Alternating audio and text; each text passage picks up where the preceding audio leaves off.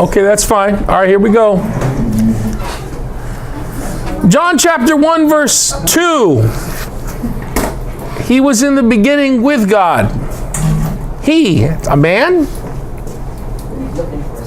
Some kind of person?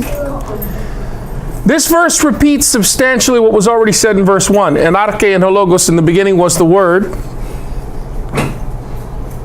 The Word was turned toward God. What God was, the Word also was. Then verse 2, He was in the beginning with God. So verse 2 basically, substantially, repeats what verse 1 has already stated. But this time, the Word is indicated by a personal pronoun, hutos, which means he or this man, this one.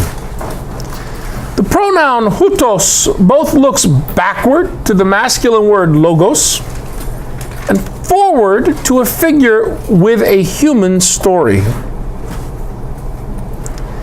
Who might this man be? Who might he be? He was in the beginning with God. Who is the he that is the logos? So the logos isn't just this depersonified force. It's a person, right? Later on, we're going to discover it's Jesus. But we haven't got there yet. Hold on. Don't get ahead of yourself. Much has been claimed in these first two verses. In the beginning was the Word was turned toward God. What God was, the Word also was. He was in the beginning with God. Much has been claimed. The pre-existence of the Word has been claimed. Its intimate relationship to God, proston theon. The first hints of an eventual unveiling, a disclosure, revelation that will take place in the human story, in the story of Israel, by means of the story told by the saying of God, the Word of God, the Logos. So much has been disclosed already in chapter 1 and verse 1 and 2. The Word has been described.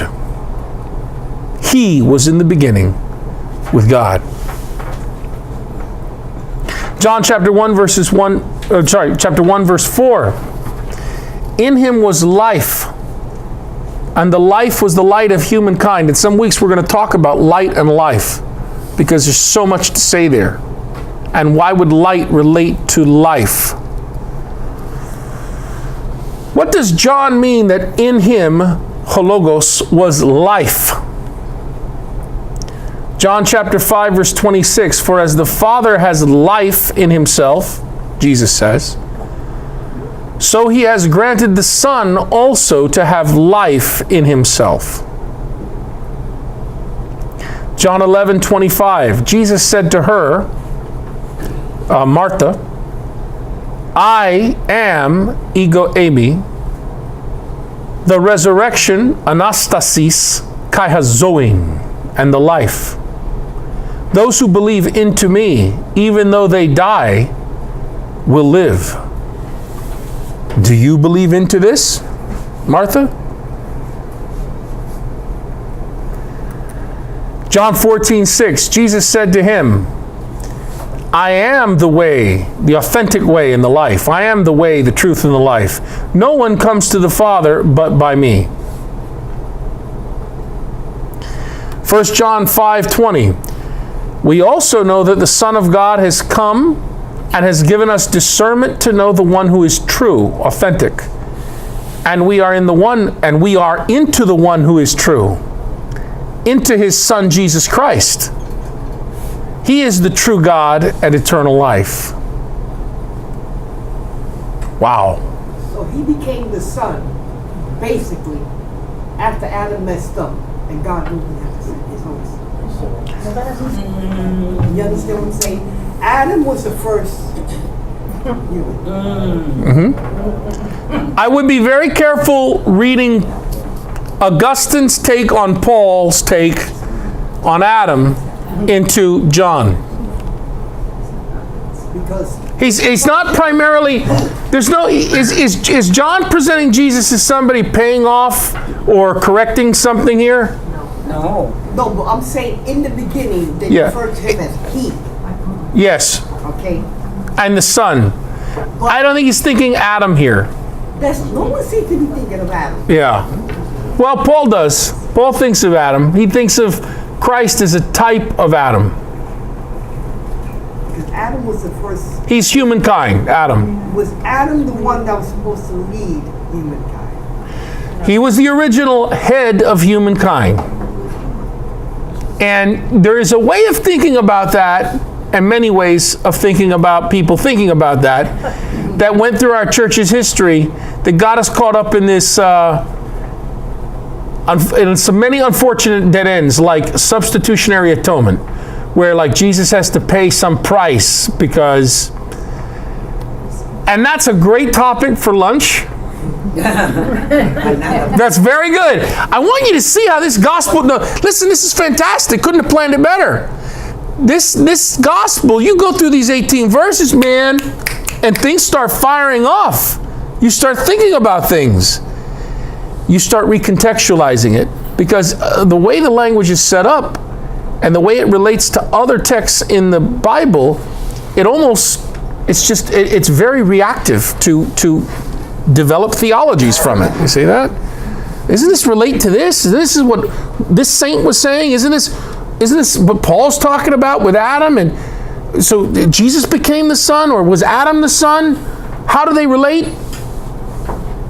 But let's try to get back to what the original community thought. The Word broke into the human story, Rose, and made life an ongoing possibility. The appearance of the Word of life brought light. The life that is light broke into the human story in an event that happened in the past, the effects of which are still a part of the present story of the Johannine Jesus group. They are the ones that have life, and they are the ones who have become theou, the children of God. The word speaks out of intimacy with God, proston theon, turn toward God, and thus makes God known both in creation, all things were made through Him, and without Him nothing was made, and in the presence of the Word itself in the human story, specifically Israel, the world, but most specifically the Johannine Jesus group, the children of God, tekna theou. This knowledge, this intimate knowledge, provides the life for which humanity yearns. A life that gives sense and direction to human life. It gives light.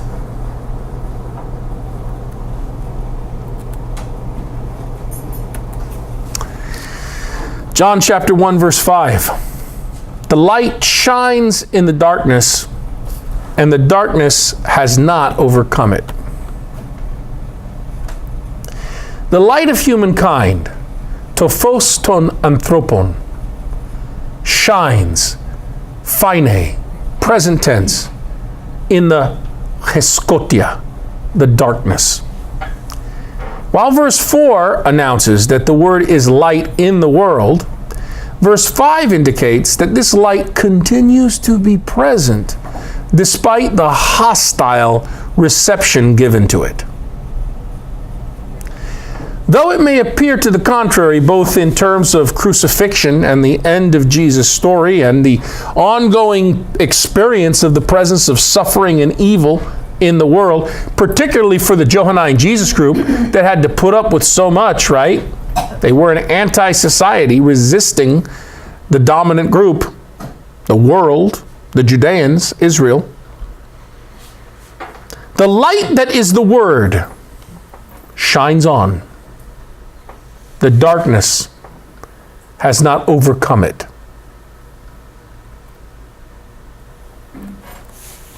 In verse 5, John introduces a form of the verb lambene, katelaben, to receive, which will appear regularly throughout the gospel to speak of how humankind responds to the revelation or disclosure of God that takes place in Jesus. The darkness, skotia, has not overcome katelaben, the light of humankind, phōs anthrōpōn.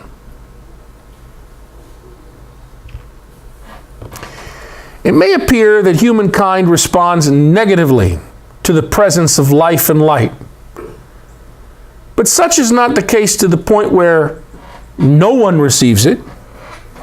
There are those that have received it. They have become children of God, teknotheu, the Johannine Jesus group. The light continues to shine in the darkness. It's very important to understand that in this world, and we'll get into this more later, darkness is not seen as the absence of light. Darkness has a substantial quality to the ancient. In other words, dark exists because there is darkness. Light exists because there is light. When the sky vault shines, it shines sometimes with daylight, which isn't coming from the sun. That's not how they believe. They're not scientific. It's coming from properties in the sky vault itself, the firmament, which is shiny. And sometimes it shines with daylight, and other times it shines with night dark. Dark is seen as a substance. Is that how we see darkness, folks? Scientific folks? Is that how we see darkness? No, for us, darkness is the absence of light. Now, for them, shadow has a substantial quality. Substantial. It's a thing. It's not the lack of a thing. So blind people are feared in this world, for out from their eyes was believed to emanate night dark. Do you understand? Yes. And how terrible the evil eye would be from a blind person.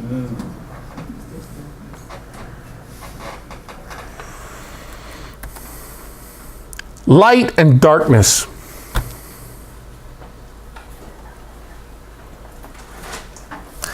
What then is the darkness? Skotia. The darkness is not to be located inside humanity in human minds and hearts exclusively. The darkness is a power of evil which militates against the light. It cannot overcome the light of humankind, that is the Word, says Francis Maloney. The light continues to shine on. It's too early in the prologue to say anything more than to announce a hostile human reaction, a hostile human response. Human hearts have both light and dark.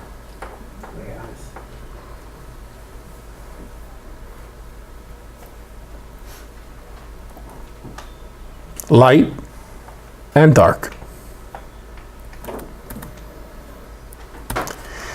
Among the things scholars of John do agree upon concerning this text is the fact that this opening poem contains many of the themes that will recur and be explained throughout the gospel.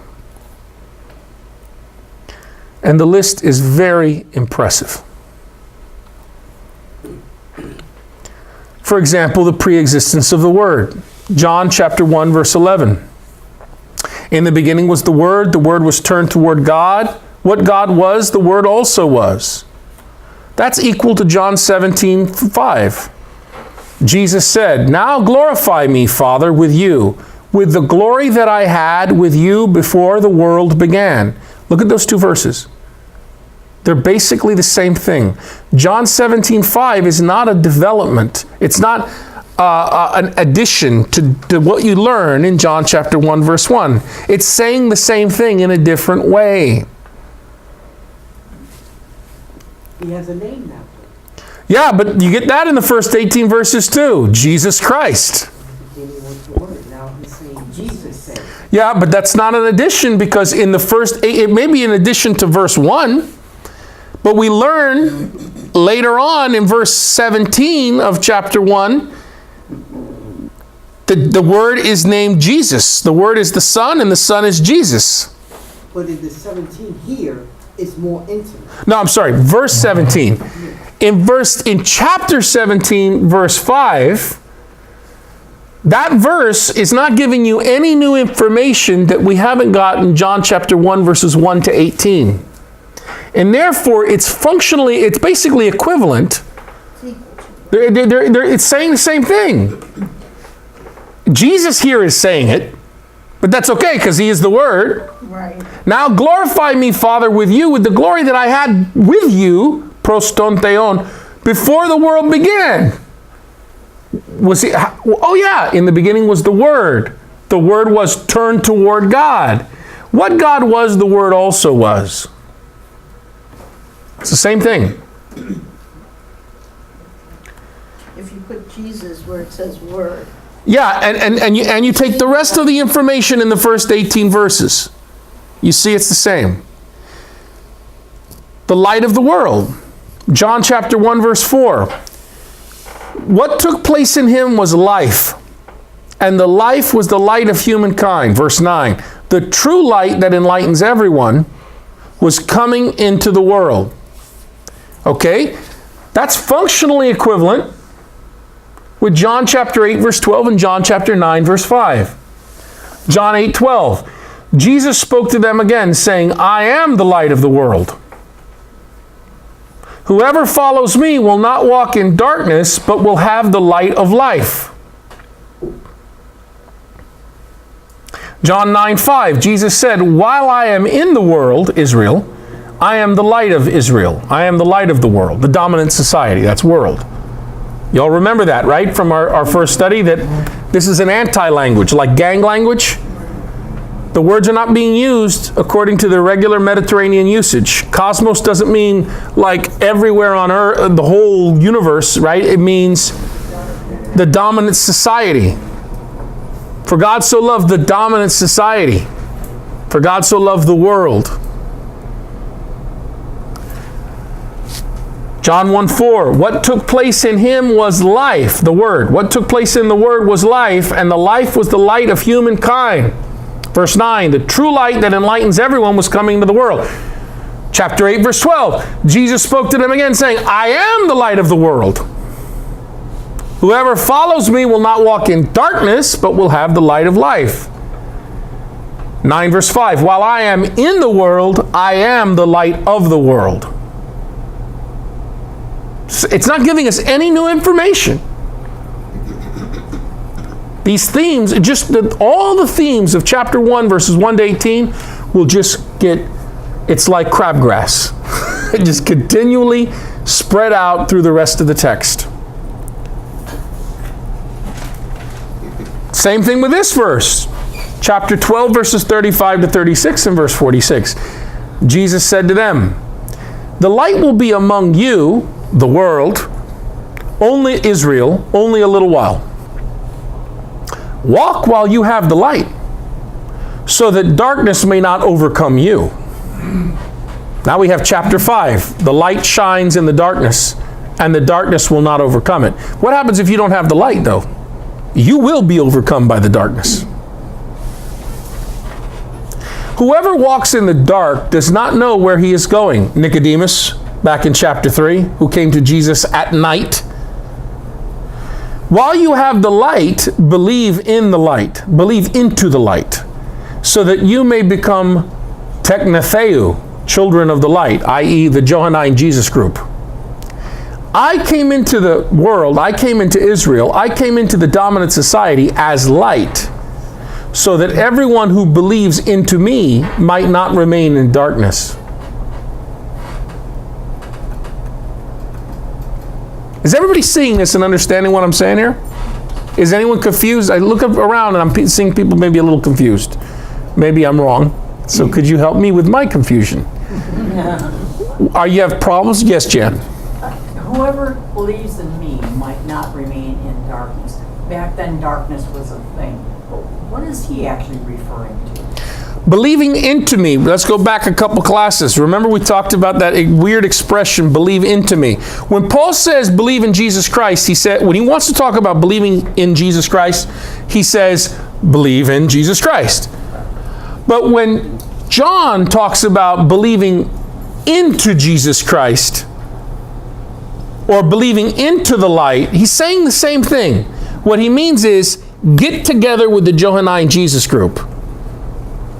Emotionally anchor yourself for more and more and more with the Johannine Jesus group. Walk in the light is just another way of saying be part of that Jesus group. Because it's only there where you're going to have access to the saving light and be children of God.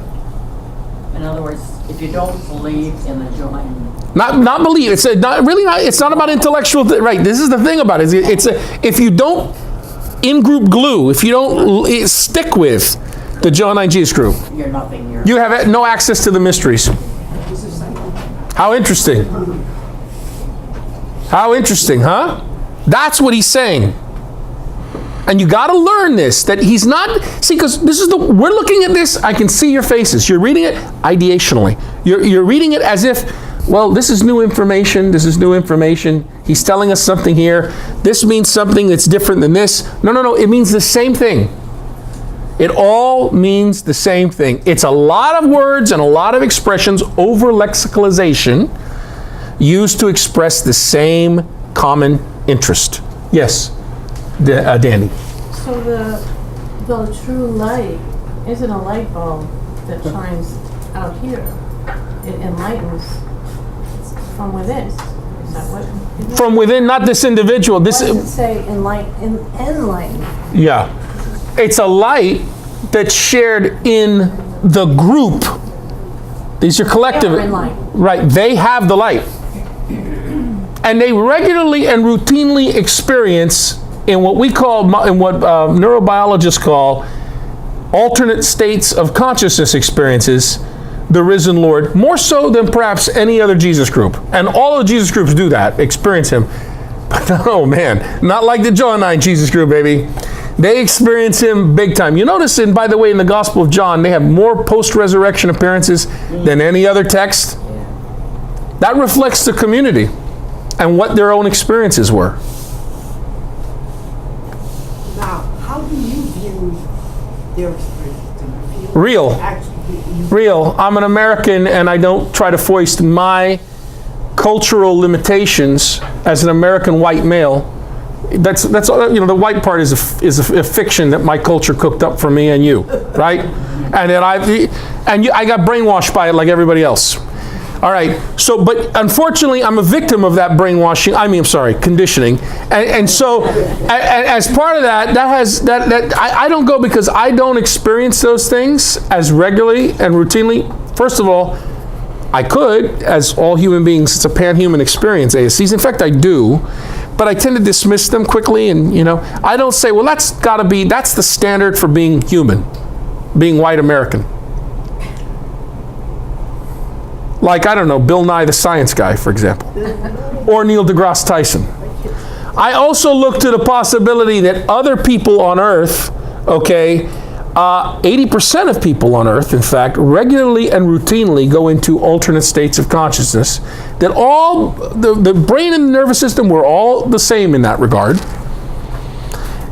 It's just that some cultures put up blocks, and those are the cultures that need to be explained as unusual, not the vast majority of representing humankind.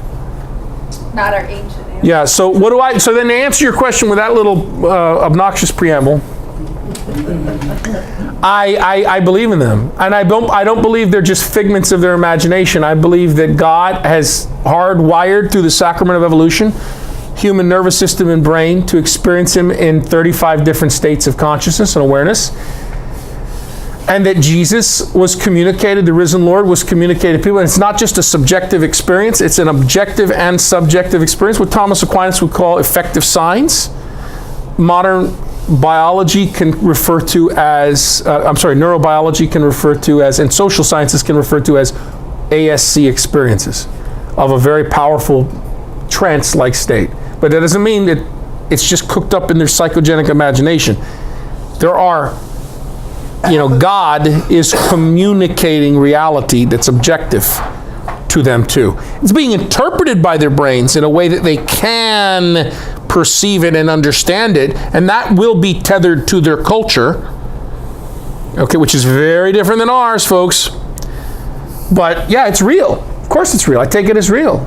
I believe it. Aren't we Easter people? I believe in the resurrection. Amen. Absolutely. Without the resurrection, we don't really have a church, do we? Yeah. That's the starting point. Not Christmas and Christmassy feelings. Easter. Easter's the beginning. Not Good Friday either. Easter is the beginning. Easter's where it starts. And Easter really is where it finishes too. So, the opposition of light and dark. John chapter 1 verse 5. Why don't we do this? Why don't we break right there? And we'll go.